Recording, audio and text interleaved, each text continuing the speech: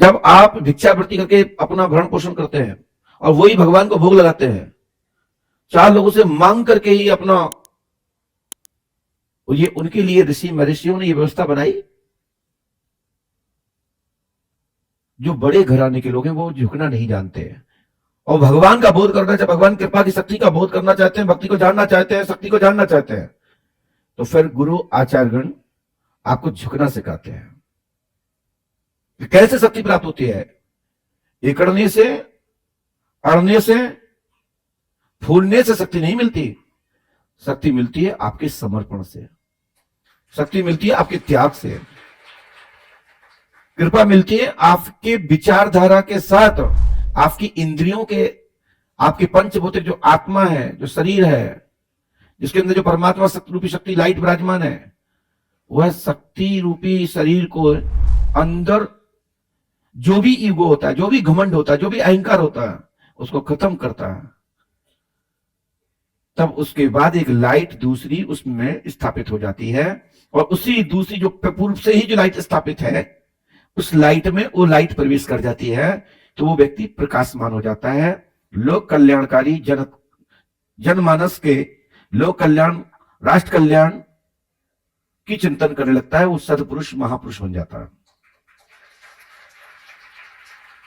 ये शब्दों का मैं इसलिए चयन किया है। एक सज्जन ने मुझे व्हाट्सएप पे लिखा कि गुरुदेव,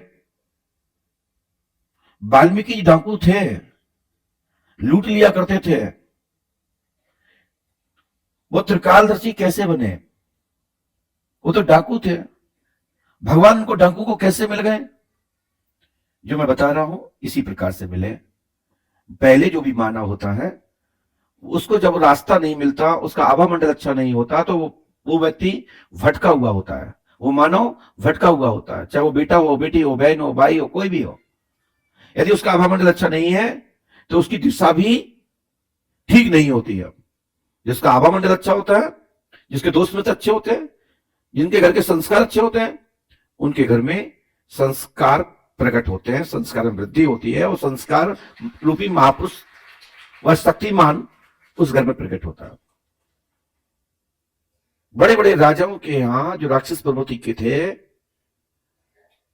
वो नारायण ईश्वर को, ब्रह्म को नहीं मानते, लेकिन उनकी संतानें ने उनकी मां के विचार के आधार पर, उनकी सोच के आधार पर वो उत्पन्न हुआ और वो ईश्वर का भक्त बना, नारायण का भक्त बना। आप सभी लोग जानते हैं, प्रहलाद की कथा सुनते होंगे, तो राक्षसों के घर में भी भगवान रूप का भक्त प्रकट हो सकता है। तो यदि वो भक्त मजबूत है तो पूरी प्रवृत्ति को बदल सकता है, वहां की पूरी व्यवस्था को बदल सकता है। ऐसे ही कोई भक्त भटका हुआ है और दूसरा सदपुरुष उसके संपर्क में आता है, तो निश्चित ही है कि 99% वो भटका हुआ पुरुष, वो भटका हुआ मानव सदमार्ग पे आ जाता है। तो वही वाल्मीकि जी महाराज प्रचिता के पुत्र हैं। उनको ना मालूम कितने लोग अपनी किसी भी समाज से जोड़ने लगते हैं। मैं आज वो विषय बताने के लिए नहीं बैठा हूं, मैं यह बताने के लिए बैठा हूं, यदि जीवन में परिवर्तन करना है तो वाल्मीकि जैसा करो कि नारद जी के द्वारा जो मंत्र दिया गया, उस मंत्र को इतने मगनता से जपा कि मंत्र का पूरा रूप ही बदल गया। राम मंत्र दिया गया और राम की जगह पे मरा मरा शब्द का प्रयोग होने लगा, वो महामंत्र बन गया और वो त्रिकालदर्शी हो गए। तो जो गुरु के द्वारा जो मंत्र दिया जाता है उसमें मीन मीक मत निकालिए। यदि आप व्याकरण से संबंध रखते हैं, किसी शास्त्र या पुराण वेद में उस सूत्रों को, उस मंत्र को पढ़ा है, आप जपिए और उसी मंत्र को उसी में कन्वर्ट करिए और सुधार लीजिए। नहीं तो गुरु के द्वारा दिया हुआ मंत्र महामंत्र होता है, कमी भी होती है, वो कमी नहीं रहती। बस गुरु के मुख से प्राप्त हो। जो गुरु पढ़े लिखे नहीं होते थे, जो ऋषि महर्षि उस जमाने में बहुत बड़े डिग्रीधारी नहीं हुआ करते थे, उसके बाद भी वो ऋषि और महर्षि, राजऋषि और ब्रह्म ऋषि थे हुआ करते थे।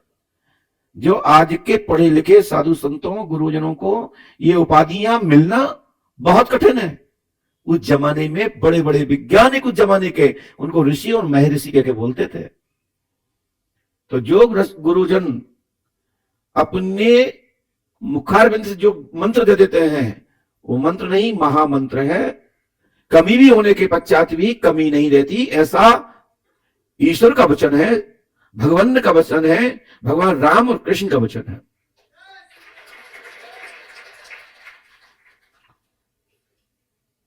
संत के कहने मात्र से भगवान ने के भी कई नियमों को परिवर्तन,